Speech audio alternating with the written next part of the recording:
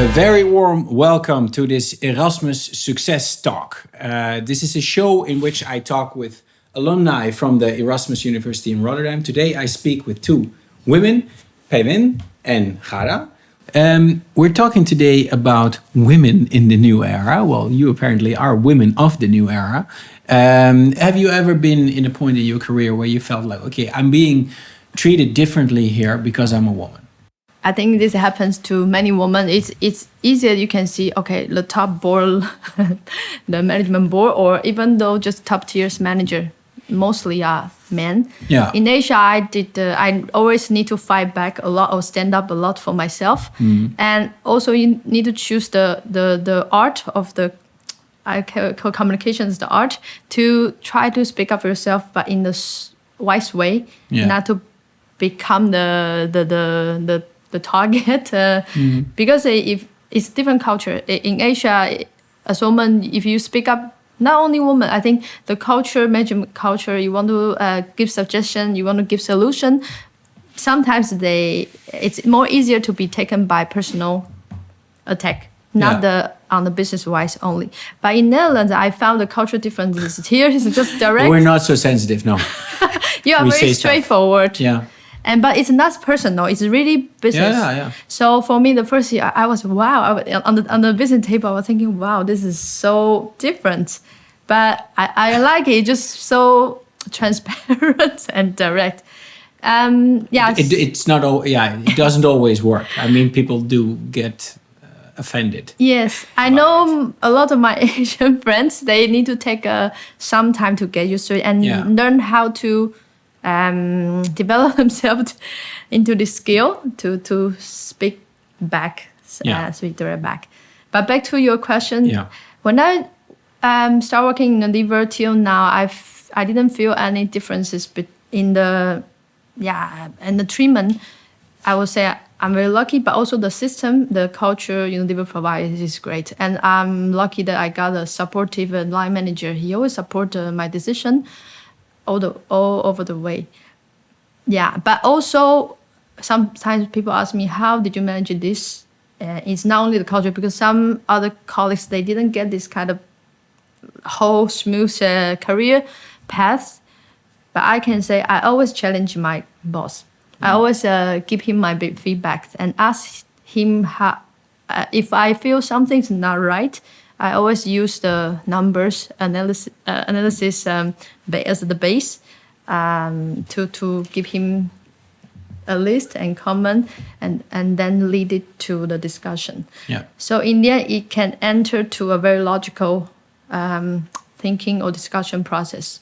So challenge your boss. In Netherlands, people like, at least the management people in Unilever, they really welcome your challenge. Like it. Yeah. They like it. Of course. So if you don't because they were once in that place as well. That's how they became the boss. It is. Yeah. And they take it very business, not personal at all. So they really like it. Like my boss always say, "Oh, I like your challenge. You just give me a different kind of thought." Yeah. But if I did the same thing in Taiwan before, you would be fired. Kind of. Not fired, but I know since that point, the boss treat me differently. Yeah. I experienced 2 or 3 times in my career when I worked in Taiwan before. Yeah. So So I would say I respect the direct culture here, but also as a woman, we can be logical, we can be number oriented as well, and this can help you to communicate properly in the and be taken seriously as well. Yes. She's providing us tips, us women. Do you have another one? Is there something you learned along your way in many different workplaces? Yes, what I was doing is when, in some cases, when they have this conversation, how is your kid at home, or maybe you are better at home or something, or how you trust your husband to take care of the kids or something, I immediately stop the conversation. I put immediately boundaries to say, no, that's not your business, or I trust my husband, thank you. Or, well, look, take back to discuss about the project. I think not to go in that direction. You differentiate between men or women asking those questions, or anyone asking that question gets the same answer? It's not your business. We're here to have business talks. Yeah, mainly men. Mainly men. Yeah. I found it's interesting because I found when I started working here, I saw many people when they do the introduction quickly at the beginning, they always talk about the family, their children, and what's their hobbies, and as a person. And at the beginning, I was always so amazed by this because this never in Asia you don't talk about yourself, you just talk about business. If you talk about yourself, people will think about why you talk about this or what's the purpose behind. But here it's opposite. You need to. I think that makes sense actually. But okay. Yeah. I might be a bit more Asian. Are you? No, well, business. Yeah, I like that style. Yeah, just talk about business. I'm not so interested in your hobbies. No. But in Netherlands, they like to see who are you as a person. Yeah, no, right? I know. Yeah. So that I don't know, when I'm here, since I work here for 5 years, I'm really getting used to this kind of question about, what's your family? Whether you have children, something personal. I don't connect it to the old mindset, like, why do you want to know this? And now I just make it very naturally. Oh, but she's saying it, of course, because this is a kind of question a man would not get. Yeah, a man exactly. in business doesn't get the question, how are you managing your kids? Yeah, and it's the same thing when entrepreneur and asking for funding, the investor, they are asking you this type of question. Yeah. About, what if you are becoming a mother? Or what is like, and this is very biased questions, and you will not get these questions if you were a man.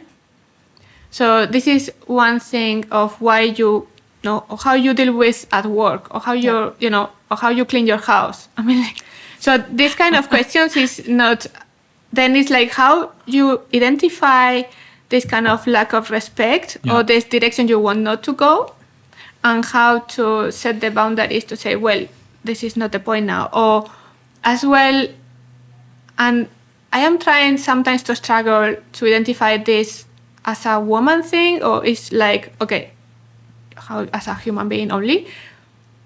Because now, like, sometimes I am selling my products to universities. Depending on the person in front of me, they are asking too many questions. In the sense, and how you manage your business? And how you deal with this? Can you share with me your financial Excel? I mean, like, what? I mean, this is too confidential. This is too personal. You are crossing too many lines. What is means this? You are not taking me seriously like I could provide this service. This is the point when you can identify, like, oh, wait, what is happening here? You know? And for me, it takes some time as a business owner to identify, like, no, I have not to give explanations because this is not the story here. No. They're talking about other things. It's about if they can trust you because you are a woman doing these technical solutions. And then it's how you treat this. You can treat like, what do you mean? Okay, what do you need? You know, asking questions like, okay, I have this product that can help you if you want. And this is the story. Like why I have to provide all my financial records or how I manage my company. Oh, this is through your team.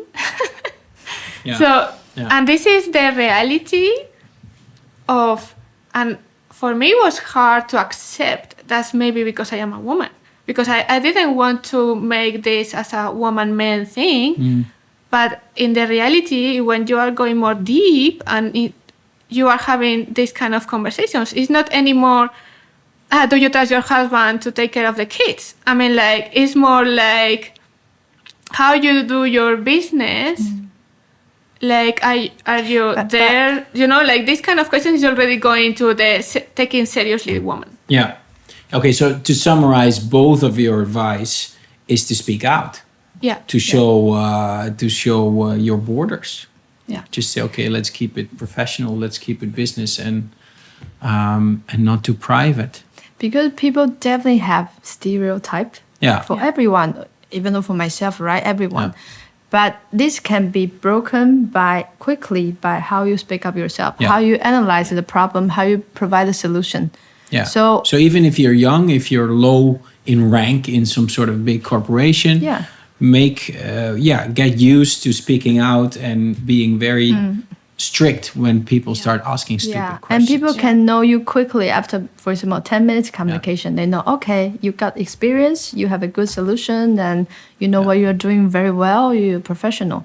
So, but of course, the first 10 minutes, maybe you can feel uncomfortable because how people treat you maybe slightly differently, but it doesn't matter. Just, I think, as me, when I do the business, very often it's all Western, it's all different kind of culture and countries. But as an Asian on the table, always a minority.